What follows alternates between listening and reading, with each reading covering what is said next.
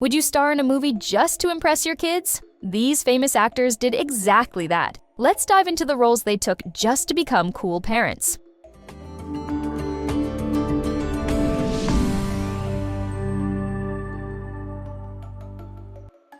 Tommy Lee Jones, Batman Forever.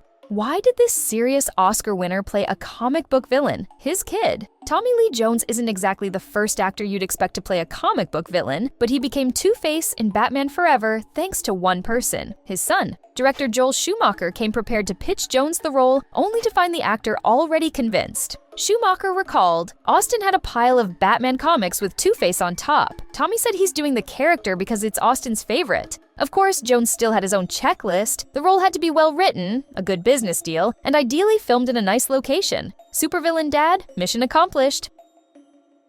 Julianne Moore, The Hunger Games franchise. She read her kid's book and ended up in the movie. Julianne Moore didn't plan to join a young adult franchise, but while on vacation, she picked up her daughter's copy of The Hunger Games and couldn't put it down. She read the whole series, loved it, and signed on to play Almacoin in Mockingjay Parts 1 and 2. Her kids, who were already fans, were thrilled. Moore said, "It's been a great thing for my kids to have me in these." Known for dramatic roles in Still Alice and Boogie Nights, this was a totally different world, and she enjoyed every moment of it. Plus, she got to work with director Francis Lawrence, whom she called a really exciting filmmaker, all thanks to a good book and some vacation reading.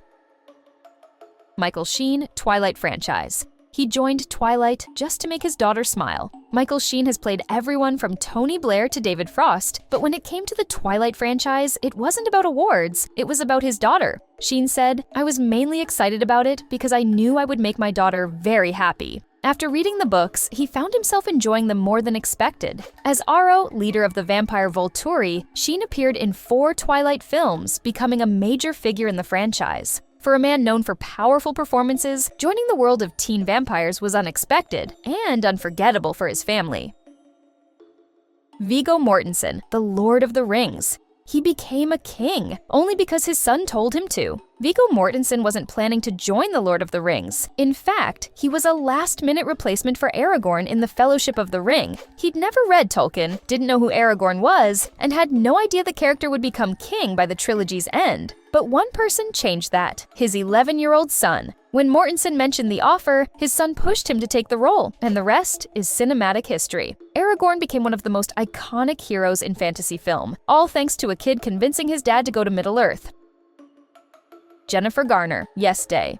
This movie was born from Jennifer Garner's real-life parenting. Jennifer Garner didn't just star in Yes Day, she produced it, lived it, and inspired it. Long before the Netflix movie existed, Garner had been doing Yes Days with her own children, Violet, Serafina, and Samuel. The film is based on the book by Amy Krauss Rosenthal and Tom Lichtenheld, which her kids adored. In it, she plays a mom who used to say yes all the time, but became a no machine after motherhood took over, something many parents can relate to. Garner saw the movie as a way to bring joy to families, especially her own. Art imitating mom life? Yes, please. Ben Affleck, Justice League. Justice League broke him, but Batman saved his son's birthday. Justice League was a tough ride for Ben Affleck, plagued by controversy, reshoots, and 2 different versions. But in the middle of all the chaos, Affleck found a silver lining. His kids couldn't watch many of his films, including Argo. So, for his son's birthday, he suited up as Batman. Full costume, full commitment. That moment with his son made it all worth it. Affleck later said the experience was worth every moment of suffering. For a dad who endured the mess of Justice League, being Batman at a birthday party turned out to be his real superpower.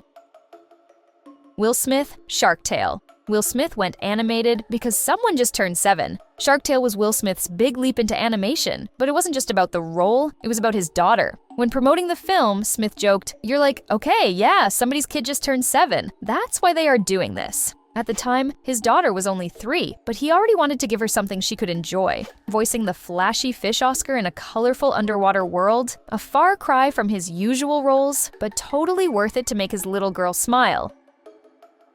Idris Elba, The Jungle Book.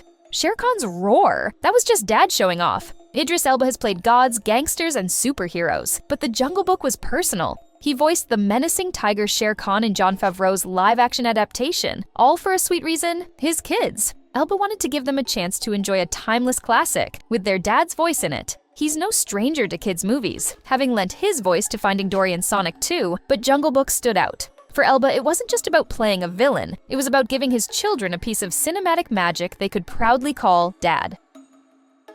Angelina Jolie, Kung Fu Panda.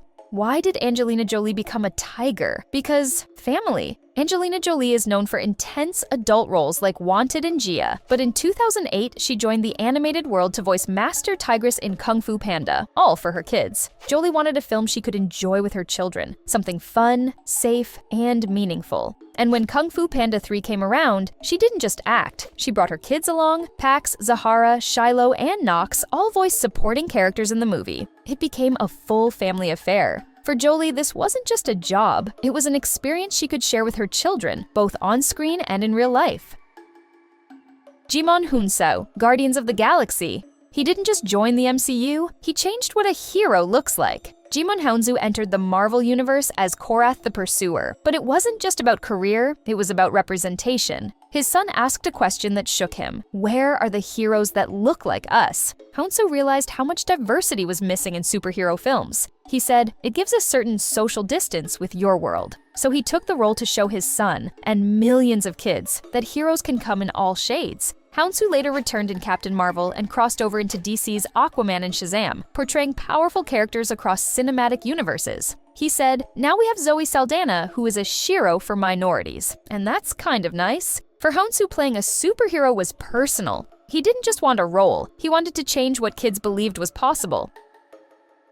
Frank Langella, Masters of the Universe. Skeletor was played by a 4-time Tony winner. Frank Langella is a serious actor. 4 Tony Awards, dramatic film roles, theater royalty. But ask him his favorite role, it might surprise you. He loved playing Skeletor in the 1987 live-action Masters of the Universe. Why? His son was a massive fan. Langella agreed to take the part just to make him happy, and while the movie itself flopped, Langella's performance was the highlight. One critic even said, "If not for the superb villainy of Frank Langella, who plays the evil Skeletor, Masters of the Universe would be as barren as an asteroid." When a role wins over your son and the critics, that's legendary parenting.